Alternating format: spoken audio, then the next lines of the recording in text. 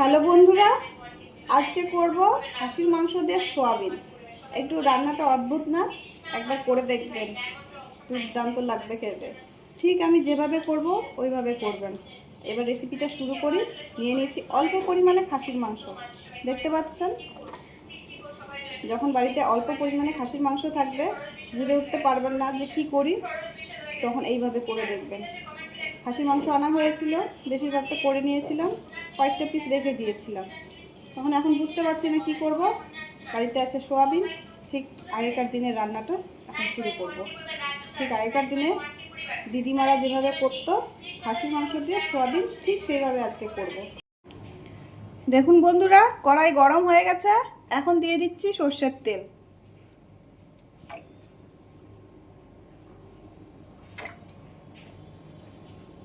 মাংস রান্না করব, একটু তো সর্ষের তেল লাগবেই।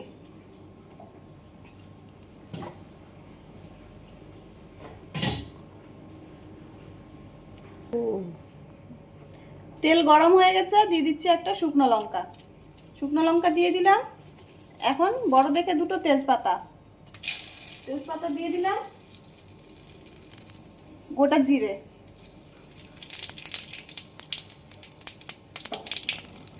দুটো লবঙ্গ, দুটো এলাচ, দুটো দারচিনি।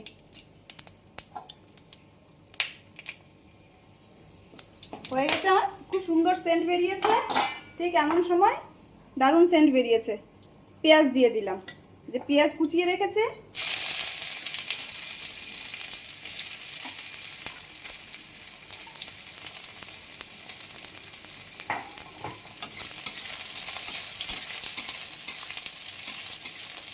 পেঁয়াজগুলো লাল লাল করে ভাজা হোক।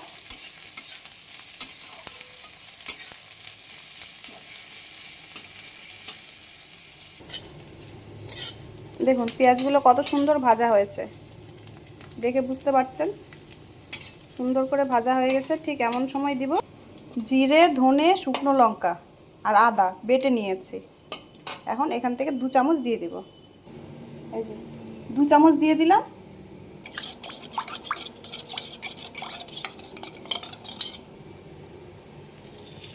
এখন পেঁয়াজ ভাজার মধ্যে দিয়ে দিলাম সামান্য বাটি ধোয়া জল।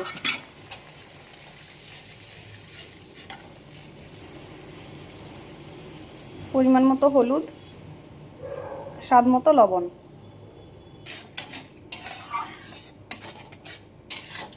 মশলাটাকে ভালো করে কষে নেব। ভালো করে কষতে হবে যতক্ষণ না মশলা থেকে তেল ছাড়ে। এখন দিয়ে দিচ্ছি রসুন বাটা।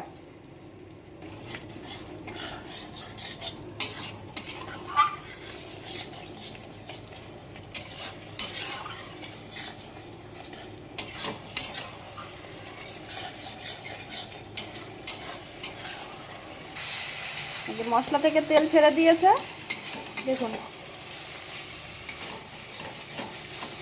কত সুন্দর করে তেল ছেড়ে দিয়েছে। ঠিক এমন সময় দিয়ে দিতে হবে সোয়াবিন। শুকনো সোয়াবিন দিতে হবে। সোয়াবিনটা ভিজিয়ে দিলে কিন্তু হবে না। সোয়াবিনগুলো আমরা ভালো করে সুতি কাপড় দিয়ে মুছে নিয়েছি। আর একটু ভালো ব্র্যান্ডের সোয়াবিন নেবেন, তাতে পরিষ্কার সোয়াবিন থাকে।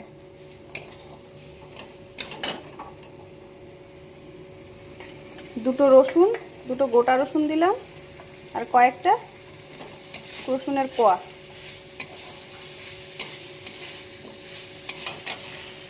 এখন দিয়ে দেব খাসির মাংস।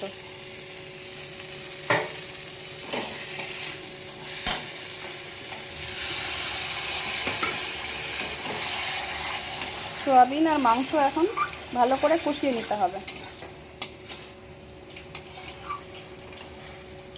দেখতেই পাচ্ছেন।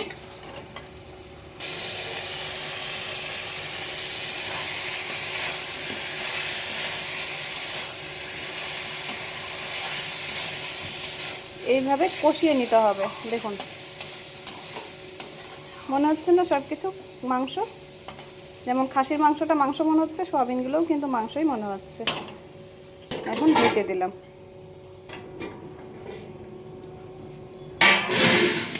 দেখুন কত সুন্দর হয়েছে না? খেতেও দুর্দান্ত হয়, দুর্দান্ত। একবার অবশ্যই ট্রাই করে দেখবেন।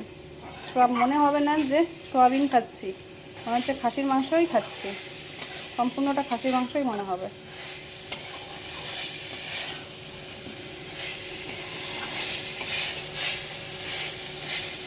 এখন দিয়ে দিচ্ছি পরিমাণ মতো জল, যেন খাসির মাংসগুলো সেদ্ধ হয়ে যায়, ঠিক ওই হিসাবে জলটা দিবেন।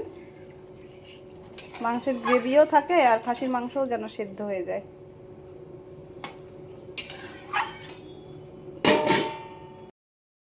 একটু ঢাকনাটা তুলে দেখাচ্ছি, দেখুন কত সুন্দর হয়েছে, দেখতে পাচ্ছেন? মনে হচ্ছে যে এটা খাসির মাংস না? যেরকম দেখতে হয়েছে স্বাদও সেরকমই হয়, একদম কোনো অংশে খাসির মাংসের থেকে কম না। পুরো খাসির মাংসের সেন্ট সোয়াবিনের মধ্যে ঢুকে যায়, খেতেও দুর্দান্ত হয়। আমি এখন গ্যাসটা অফ করে দিব আর নামিয়ে নেব।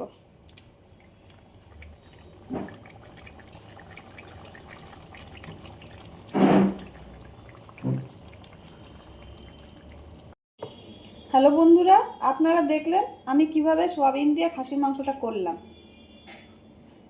যখন বাড়িতে অল্প পরিমাণে খাসির মাংস থাকবে অবশ্যই একবার এইভাবে করে দেখবেন, দুর্দান্ত লাগবে খেতে। অতিথিরা বুঝতেই পারবে না যে খাসির মাংস খাচ্ছে না সোয়াবিন খাচ্ছে। আমার তো রান্না হয়ে গেছে, এবার আমি আমার অতিথিদের খেতে দেব। আপনারা অবশ্যই এইভাবে বাড়িতে ট্রাই করে দেখবেন। আমার ভিডিওটি ভালো লাগলে সাবস্ক্রাইব করবেন, লাইক করবেন, শেয়ার করবেন আর চ্যানেলটিকে এগিয়ে দেওয়ার চেষ্টা করবেন। এখানেই শেষ করলাম, নমস্কার।